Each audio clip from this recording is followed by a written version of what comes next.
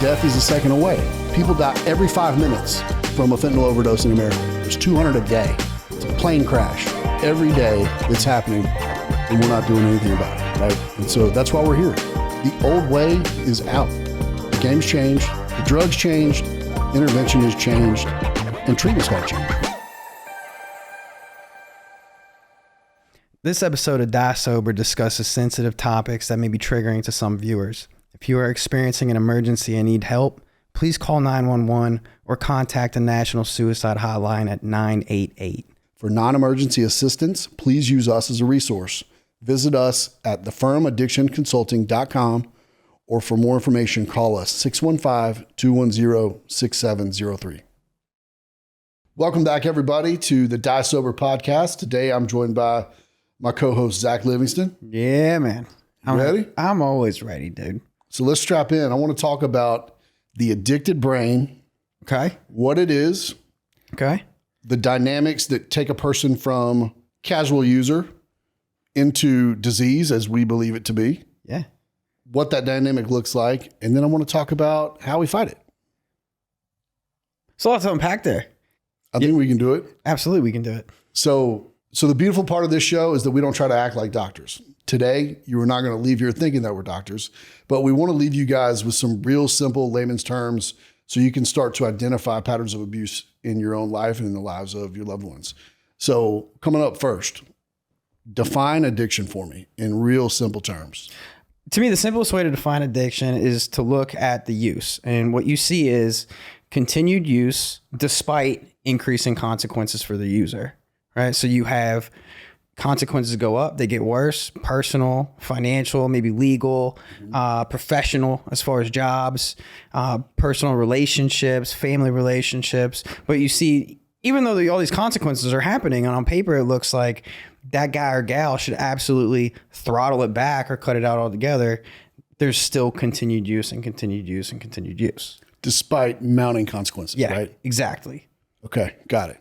So to be real succinct, addiction is a disease marked by continued use despite mounting consequences. Correct. We happy? Absolutely. Cool. Disease. So if it's a disease, what the hell does that mean? So I thought these people had a power of choice. I mean, in a nutshell, right? Like disease, you got two parts when looking at a disease. First, a disease is going to be an illness. It's going to carry specific symptoms. Mm-hmm. The other side is going to impair normal functioning. It's a pretty broad term, but at the same time, like there's your layman term definition of disease itself. Okay. So we've established that this is a disease. Yes. 1956, the American Medical Association says this is an illness. Addiction is in fact an illness. Mm-hmm. Okay. So this is not a power of choice, lack of strength, moral failing, character error. Correct. Right? Correct. But let's walk through what truly happens inside a person's brain when they first start to see the rewards of using drugs or drinking to change the way that they feel. Well, I mean, I think essentially it all comes back to is dopamine and the reward centers of the brain. Okay. Right. Because, well, dopamine in and of itself, like that is the chemical messenger of the brain to really reward pleasurable activities. Right. That's the feel good chemical that's like makes you go, that was pleasurable, whether it's, facing a Domino's pizza, exercise, drinking water when you're dehydrated, sex, so on and so forth. Anything that feels pleasurable, there's a dopamine hit. Mm-hmm. And all it comes back to is like, that's a survival mechanism. There's a really cool graph that I looked at recently that really lines out the dopamine level. So if baseline is 100, right, you get, for 150 is when you eat, okay? So starting with a basis of 100 dopamine points, I get 150, okay? So I'm plus 50 if I eat. Okay? I'm plus 100 more for a level of 200 with sex. Okay? I go to 350 with cocaine. Okay? So I'm plus 250 over stock. Okay? Yeah. Nicotine is just below that. And then I can go all the way to 1250, 1,250 with some good old meth or heroin. Really? Mm-hmm. There's that big of a gap between cocaine and heroin? I would never have believed it because I was such a cocaine guy, but yeah. Same. Right. Same. All right, that surprises me. I mean, it does and it doesn't at the same time. It really does. I mean, to like, especially when we look at some of this stuff long term and like the behaviors attached to like the dopamine seeking and everything else. Like I understand to an extent like why people think that it's a behavioral problem just because of the way it presents itself. But it turns into this cyclical pattern that all comes down to the chasing of the dopamine. It's like the drug use goes up, and over time, like so does the tolerance. So the dopamine release from the drug use goes down, requiring more drug use to bring it back up. A response. Exactly. And once again, then we see a cyclical pattern that seems to never end. It looks like the recycling. It looks like the recycling logo. Yeah. Right. Yeah. Rinse, repeat, rinse, repeat, rinse, repeat. And all the while, the user, the drinker, is going downhill in life. And there's a really cool saying where addiction is the narrowing of the things that make you happy. Yeah. Right. And so I think you just brought it to life. The more I drink, the more I use, even if I'm not really feeling material consequences yet, I'm losing happiness in the things that used to bring me joy. Yeah. And once again, it's because like you have all these pleasurable activities that people normally take part in, but the dopamine gets depleted, and all of a sudden what was pleasurable is just kind of monotonous. Or, it's just kind of just meh. So given the disease model of addiction, how can we help everyone at home realize what the risk factors are? Right? I can think of 4 off the jump that really stand out. You want to hit them? Yeah. So 4 main risk factors that come to mind, first and foremost, is going to be, for me, genetics, age, tolerance, and ACEs. So for anyone who doesn't know, ACEs just being an acronym for adverse childhood experiences. Right. So for our purposes, let's hit the first 3, and then we'll partition off ACEs and really go deep on those. Okay. So genetics. I have a family history of mental health or addiction, right? Correct. So if I have a parent who's touched by addiction, I have a 50% greater chance that I will also be touched by addiction. Yes. Okay. Age. At what age is my life disrupted? Okay. What age do I start to use chemicals or alcohol? I was going to say, because that could be like externally, like your life's disrupted by someone's use externally, or like your own personal use. Right. Like but what age in this case, what I'm aiming at is at what age do I begin experimenting, or am I exposed to? Gotcha. Right. And then we go into tolerance. People that can sit at a bar or sit at a cookout and go, hey, I'm going to have 5 or 6 beers and hang it up. Those people are likely normal. Yeah. Right. Those people likely have the button in their brain that goes, hey, I think I'm getting to a level of intoxication that I think is probably unhealthy, so I'm going to stop. Yeah. Right? I didn't personally possess that button. I never possessed that button.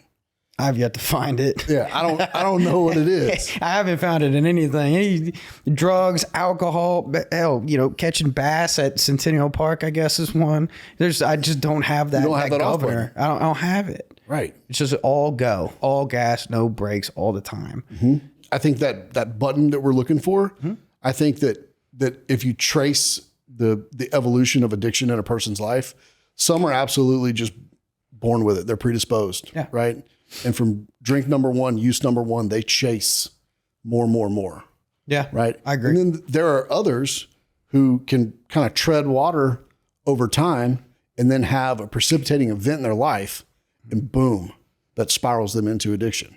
Yeah, right? we've worked with guys and gals like that who were seemingly quote unquote normal, whatever that means, up until like mid 40s, even mid 50s, and all of a sudden like there's some catalyst that just kind of rockets them past wherever that line is for them, and all of a sudden like now what was is seemingly maybe like the upper end of casual use becomes full blown addiction. So I'm with you. I'm in agreement. To bring it to life though, these precipitating events. It could be, I lost my job. My mortgage is in danger. COVID brought a lot of that to life for everybody. Oh, we saw so much. The whole nation saw, I think the whole world saw an increase during COVID, pretty undisputably too. Anxiety, depression comes on from loss of a spouse, losing or role reversal with an adult parent that you now got to take care of. children leaving the home to go to college could do that for adults. Any number of things, right? Like no one has to be at fault for the circumstance that spirals them towards addiction. Correct. Right. And so as we walk all the way through these, you've got tolerance, I think is the trickiest one. Yeah, because I mean, and I'm not knocking it necessarily, but like if you look at facts as facts, like especially our society, we really do reward high tolerance as like that's a positive thing, or like that's a masculine thing, or whatever the case may be. We as a society really hold his liquor. Yes, you summed it up perfectly. We reward high tolerances when in reality, like that's a warning sign. That's a bad motherfucker right there. Mm-hmm. Yeah, dude. And I think too, like back in the day, like I was a huge Western fan, right? Like cowboy movies and stuff. I even had like my little vest and black hat. And I was, you'd think I was playing, dress up as Waylon Jennings or something like that. But at the same time, were you playing dress up as Waylon Jennings? Bro, I got pictures of me at like 5 sitting on Santa's lap with black boots, black vest, black hat, my little 6 gun and that like little cap gun toy in my holster and stuff. Dude, I was thugging back then. But I would think of Clint Eastwood too. Mm-hmm. That was like my dude. It was Clint. And I'd see him in the movies. I mean, obviously he's playing a character, but I'm a little kid. I don't know. He's shooting them back. And then he's like, just being an all around badass, right? Yeah. Everyone loves him, this and that. To me, that's what I think about a lot when we start talking about tolerance and rewarding tolerance as a society. Like it's this gold standard characteristic that everybody should possess, when in reality, it's like, dude, that's a warning sign. That's called a red flag. Yeah, man. That's not a green flag or a beige flag. That's like a hold up. Wait a minute. Let's check that shit out because something's not right. Right. Then, the fourth piece of risk factors for me is a whole entire drop down menu, right? ACEs, adverse childhood experiences. Mm-hmm. And I think these can be problematic for people to self-identify until they're given like real tools to actualize with. Yeah. Because if I say, hey, Zach, were you verbally abused when you were a kid? My knee-jerk reaction is no. Zach, were you physically abused when you were a kid? Once again, my knee-jerk reaction is no. Okay, what if I ask you, Zach, were you cursed at as a child? Hell yeah. Zach, was your father or mother verbally aggressive to you as a child when correcting your behavior? Hell yeah. Did you experience your mom or dad being verbally aggressive with either each other? Well, yeah. But, I mean, they've been married for, 20, 30 years. So, I mean, that's normal, right? And that's kind of my point is like sometimes So now, but now if I ask you the question again, Zach, were you verbally abused as a child? Yeah.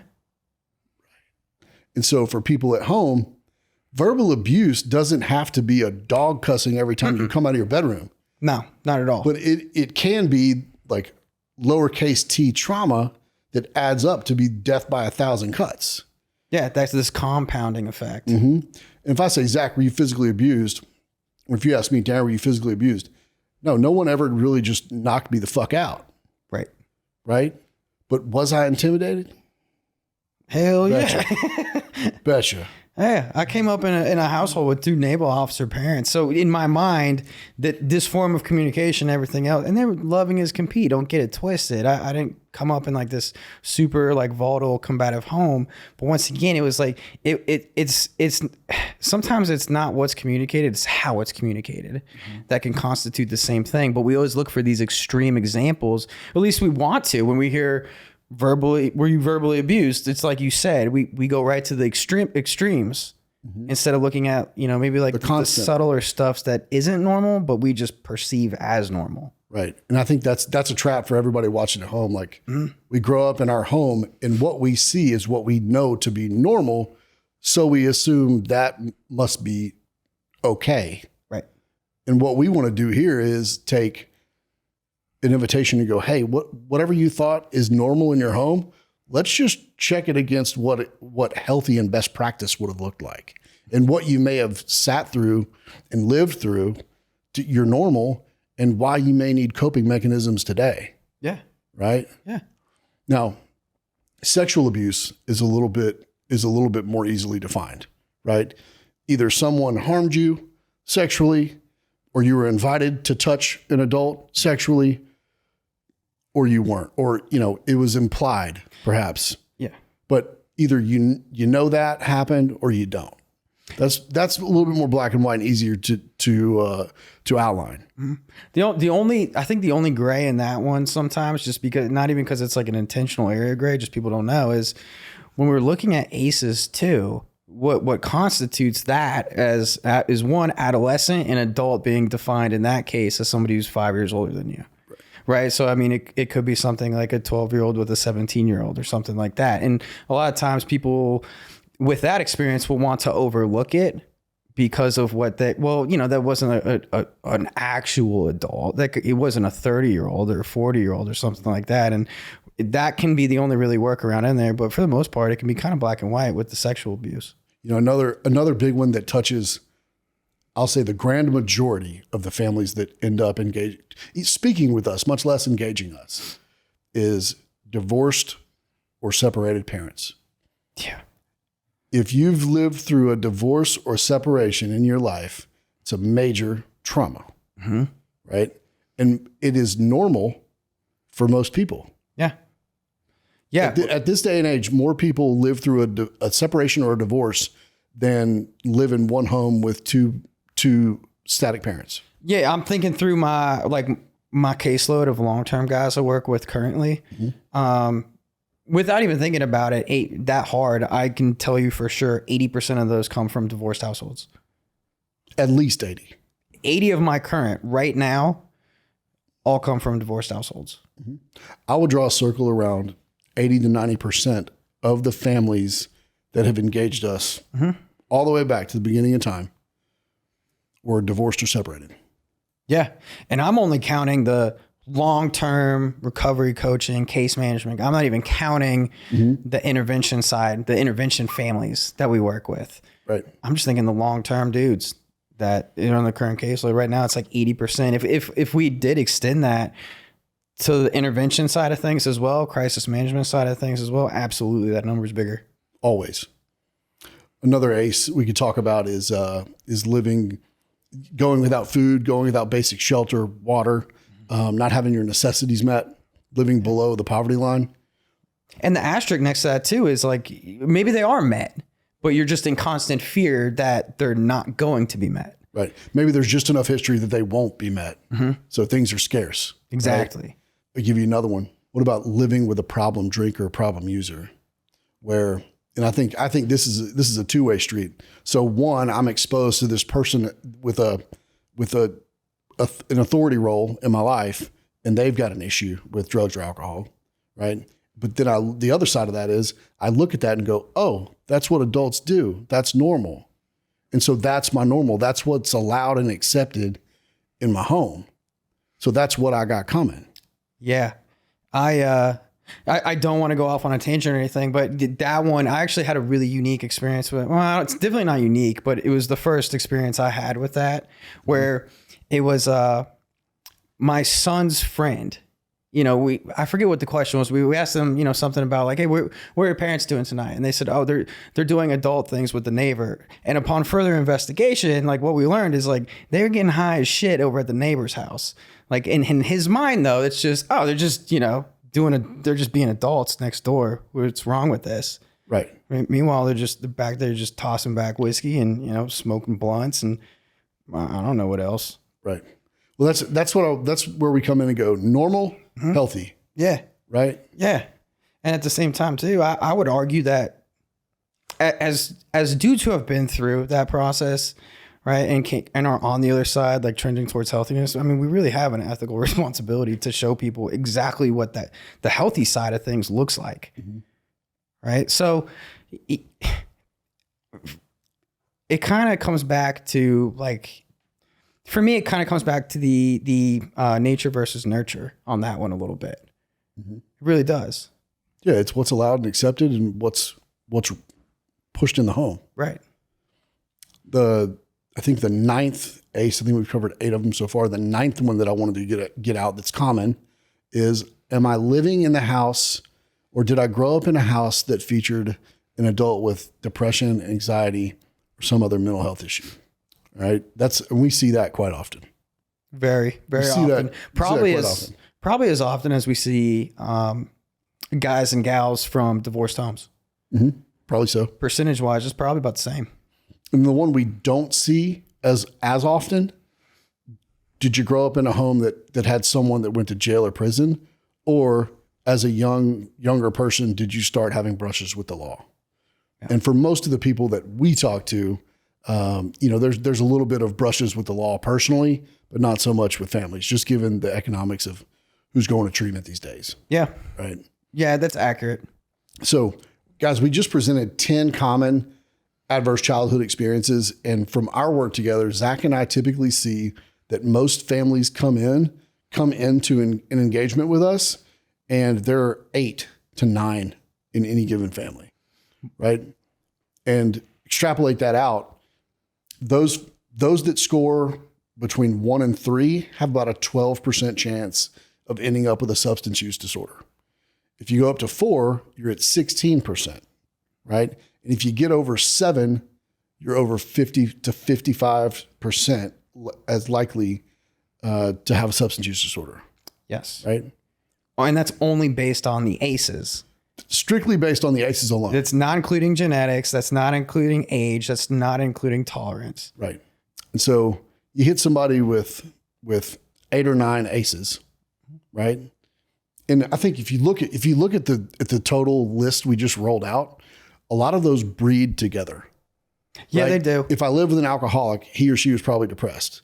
That depressed person probably was separated or divorced, or maybe because of. Either way, right? So there's 4 right there. Was I verbally abused? Probably so by the depressed alcoholic. Was I physically abused or made to believe I was going to be physically abused? Probably so. So I just drew a circle around 6 of them without even turning around. Yeah. Right? Yeah. And I could do likewise, especially if I extend my understanding of what constitutes a yes or something like that. Mm-hmm. Right? Because it's like I said, I was never just dog cussed every which way, upon waking by my mom or my dad. Right. At the same time, I was real used to getting yelled at by coaches. It's not really normal when your dad's the one grabbing your face mask, screaming, yanking on you, jerking you every which way as you're getting screamed at, right? That's okay. There's a new one to look at. Mm-hmm. My parents were super involved in everything else in my life. At the same time, in my mind, I was shipped, quote unquote, from school to school to school to school. So there's your feeling of unloved, your feeling of abandonment, your feeling of isolation, feeling like there is no home that you belong to. Check. Look, sometimes they just look different, but can still be a yes. Mm-hmm. They're not always so based in the extremes. Right. And I think the value to really like illuminating what these adverse childhood experiences are is so that the people at home can realize, hey, wait a minute. Maybe the way I grew up wasn't ideal. It's just what I saw, so I rolled with it. And my friends had some of my friends had the same kind of dynamics growing up in their house. Yeah. So I just figured we were normal. I come to find out normal's pretty fucked up. Normal can be real fucked up. Yeah. Normal's on a spectrum. It really is. And healthy is to me in the very middle of that. But you can have that throttle go real widely sweeping. Mm-hmm. Let's go a step further into verbal abuse. Okay. So we know verbal abuse is if I dog cuss you and tell you you're not worth shit, that's definitely verbal abuse. Well, it's pretty obvious. Right.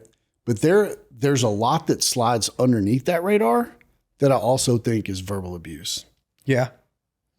Frequent criticism is honestly verbal abuse, right? Second guessing frequently, I think it's verbal abuse for a child, right? Coming from this position of power down to a small child. Yeah.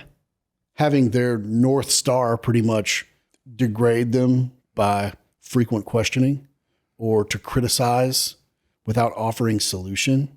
I was going to say, especially without some direction or some affirmation of praise, like something where you're criticizing, but at the same time, look at what you're doing good.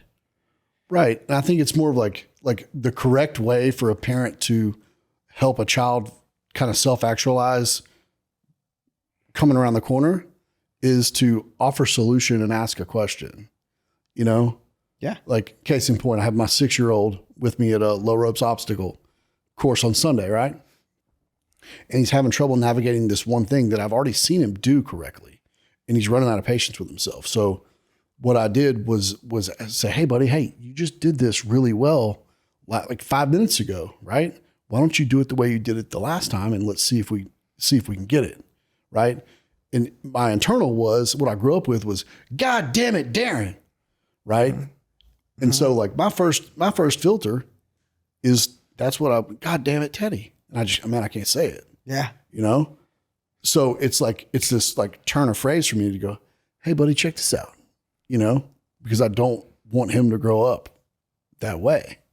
You know, verbal abuse is tricky because there's so much that flies underneath the radar of, you know, just the out and out, like grand examples.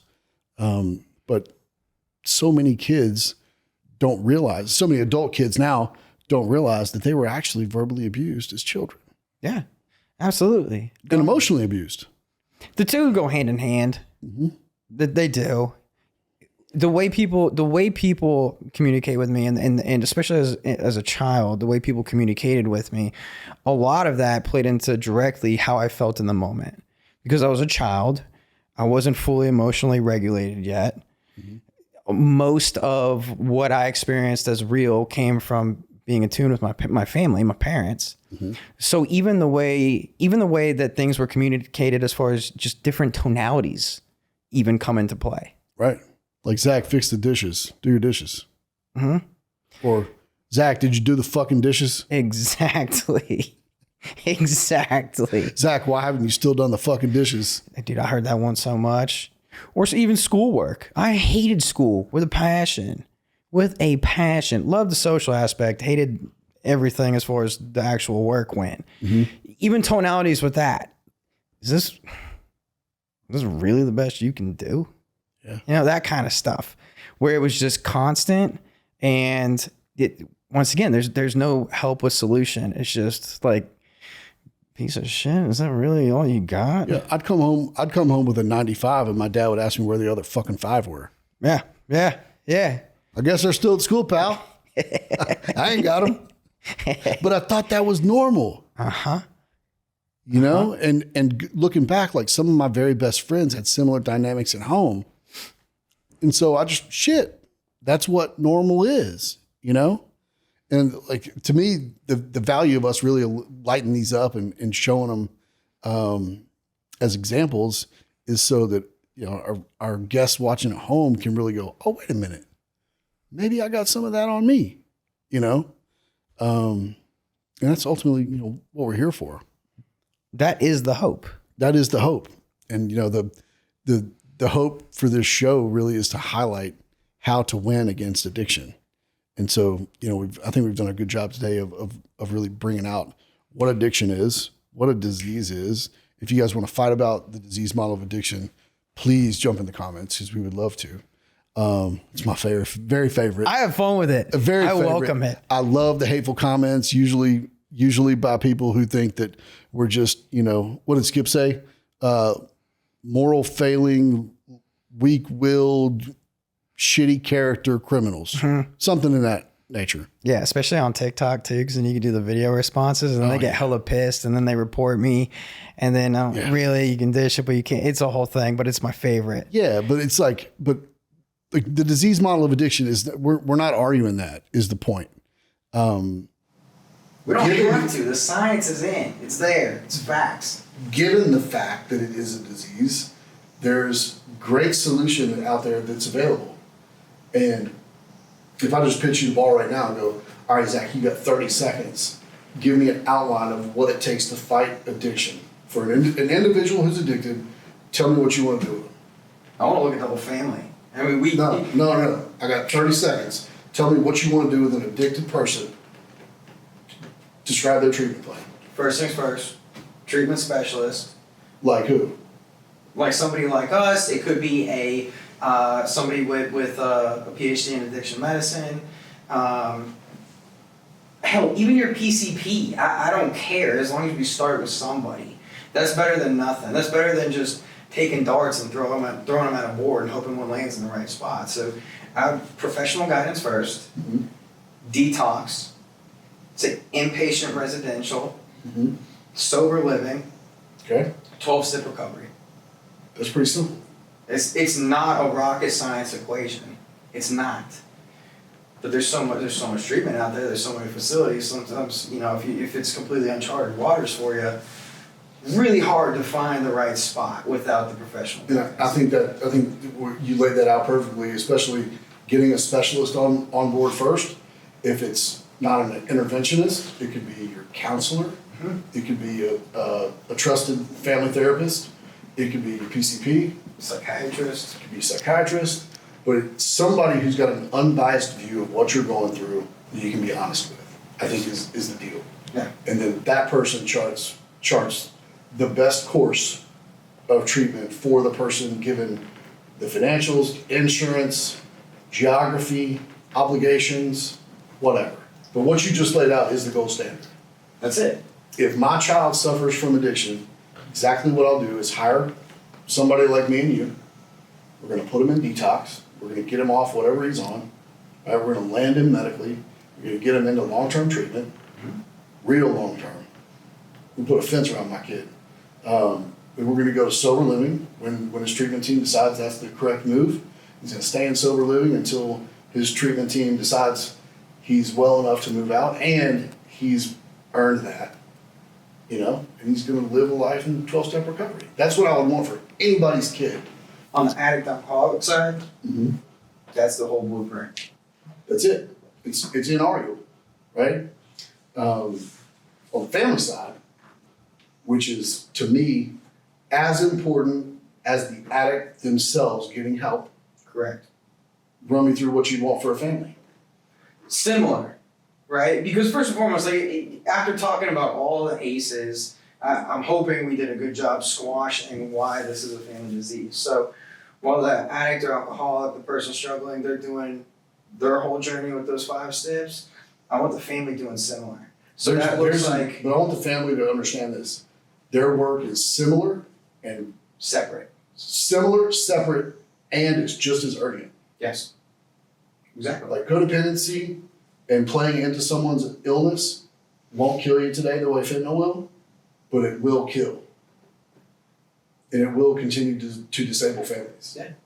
Yeah. I'm watching it happen in one family in real time right now. So, and it's not the first time we've seen it.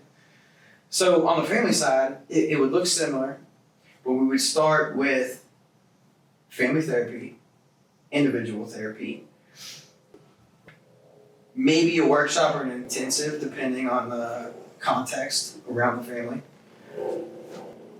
And ultimately, again, 12-step recovery, but family-based 12-step recovery. So think Al-Anon, Families Anonymous, CODA is great. That's where I would start first. I love family therapy because it always highlights the need for solo therapy. Yes. So when we combine the two, we have a real chance for families to get well. Exactly. And streamlined communication and having continuity. Teaching families how to actually not be triangulated anymore, teaching them how to communicate within a family system. All of that is, understandably so, extremely important to be an ally for the person who is struggling with substance use. So for people who grew up in a home that had a little bit of verbal abuse, right, like we've outlined, if you constantly hear like messaging that makes you question, am I good enough? Right? Like what stories do you start telling yourself that you take forward as like a false truth? It's almost like bars of a jail that I got to walk with now because I don't feel like I'm good enough. I don't feel like I'm able. I don't feel like I'm as worthy as my brother, my sister, or the kids down the street. That is the story right there. That's the whole story. The story is I'm not good enough. Fact. ... And then look at examples of how that actually plays out in real time within that person's life. For me, it looked a lot like perfectionism in certain areas where I thought it would serve me most, like sports. That was a perfect one. Well, if I have this huge fear that I'm never going to measure up, I'm never going to be good enough, let me try to do the perfectionism thing with sports, and that way maybe I'll get the praise I deserve. But in other avenues, polar opposite, where the effect was, you know what, I'm not good enough. I'm not even going to try. I'm not good enough.